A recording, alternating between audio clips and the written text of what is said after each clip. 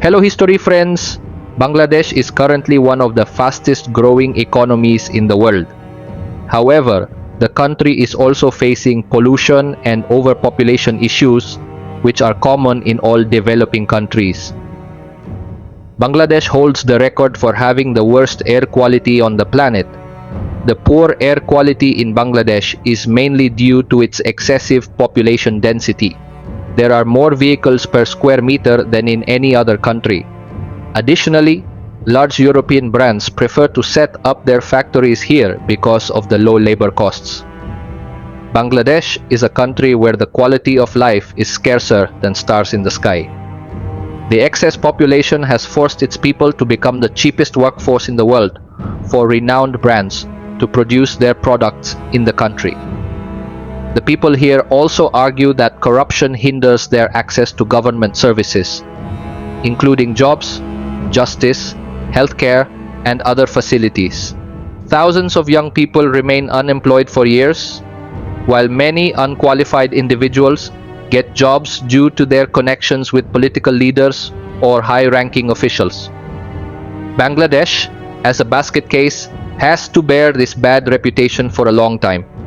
It is a poor country, and its population survives in scarcity, with a per capita income ranging from 750,000 to 1 million Indonesian rupiah, an amount that has not increased for the last 20 years. The country has excessive population growth at a rate of 3% per year, with a large portion of the population being illiterate. The education system in Bangladesh is the worst in the world. You can even buy diplomas or exam papers here, and the ministry won't even touch you. At school, most boys and girls don't speak to each other at all. If they do, teachers assume they are doing something inappropriate or involved in a relationship. Talking about Dhaka, the city spans an area of 306 square kilometers and holds the title of one of the most densely populated urban areas in the world. From above, you'll see the chaos of the streets, with horrendous traffic jams, and sometimes accidents occur. It's common to see people riding motorcycles on the highways. However, in Bangladesh, traffic jams are incredibly severe due to the lack of respect for traffic rules. People park wherever they like, drive against traffic, and turn wherever they want, causing total chaos with no limits. Most Bangladeshis are very nosy and judgmental. They will always interfere with your business, telling you what to do or what not to do. Additionally, there is filth everywhere, and you must avoid spit and mucus on the streets. If you're a woman, you can't avoid harassment on the streets. If you wear sports pants, a shirt, and jeans without a shawl to cover your chest, you might as well be naked in this country. Many girls want to escape the country because of how risky and difficult it is for women living in Bangladesh. 85% of girls between the ages of 14 and 20 usually don't leave home without a companion.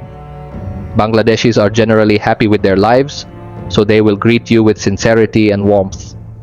Neighbors are very helpful, so if you want to live alone, you will often be offered food, or occasionally they will send food to you. You don't have to go far to buy groceries, as people wander around the housing areas selling vegetables all day. Almost every block has small shops selling essentials, as well as mini Walmart-style stores, laundry shops, tailoring shops, and you can find pharmacies, doctors, and hospitals everywhere. Food in Bangladesh is super cheap. For just 150,000 Indonesian rupiah, you can eat like a king at any local restaurant. Although there is no McDonald's, you can find Burger King, Pizza Hut, and Domino's. The use of water transportation is common in Bangladesh, with 3-story passenger ships. These ships are often overloaded, leading to accidents due to the excessive number of passengers. Bangladesh ranks 129th in the Human Development Index. Indicators like income, education, and life expectancy place the country below nations like Tajikistan, Iraq, and Venezuela. This lower life expectancy and quality of life reflect the lack of healthcare and educational services available.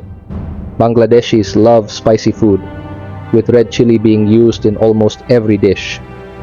A unique characteristic of food vendors is that they prefer to do everything their way without gloves, and even their black nails handle the food casually. They usually wash their utensils after a whole day of activity on the streets using dirty water. Food is often stored openly, and if the vendor is on a busy street, the street dust and vehicle exhaust make the food contaminated. If the food is prepared elsewhere, no one can guarantee the environment in which it was made, but it is often made in very dirty surroundings, and most street vendors reuse the same oil for cooking food for days. In Bangladesh, there is a group of fearless gold hunters who face a very hostile environment to search for gold nuggets in the city's polluted drains. This practice has been passed down through generations and has become a tradition. Gold hunting in Dhaka's drains reflects the extreme economic disparity in Bangladesh. This practice also highlights the lack of infrastructure and sanitation in Dhaka.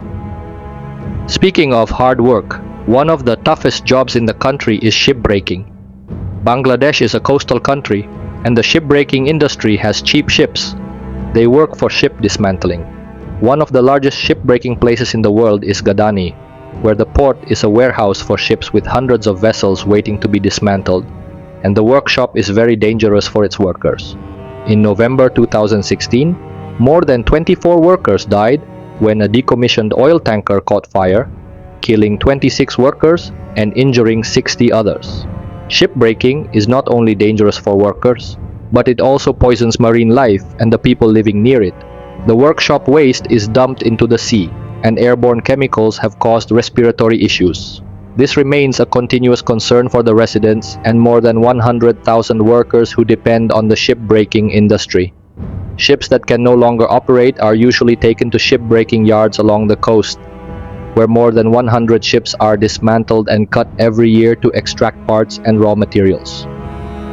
The dismantling process usually takes about 6 months, and large ships are broken down by workers who struggle in extremely difficult conditions. In 2016, Bangladesh made significant progress in cheap labor, making it the second most sought-after country after China.